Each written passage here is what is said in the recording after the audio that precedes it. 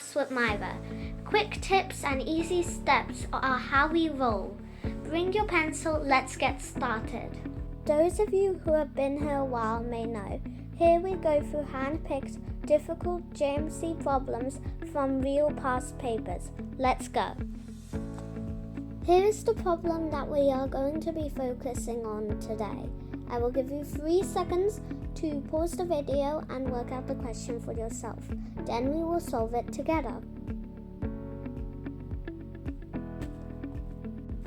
The length of a turtle is 60 centimeters plus a third of its length. How long is the turtle? In the step before you, I have taken the length of the turtle as L, and I know that 60 centimeters is one of our numbers, so I put that in, and plus a third of its length. So the length, L, divided by 3 plus 60 is the same as the length. To get this next step, I have brought the L divided by 3 over to the other side. And since L divided by 3 was positive, L would subtract L by 3. So that's how I got 2/3 of L. And 60 is the only thing left on the other side. So 2/3 of L is 60. What I've done here is I've divided both sides by 2 to simplify it. It's sort of like simplifying fractions.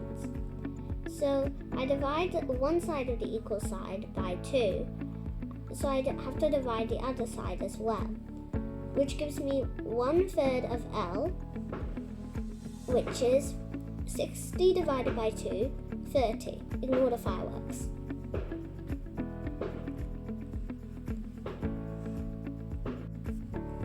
This final step, of course, is my answer.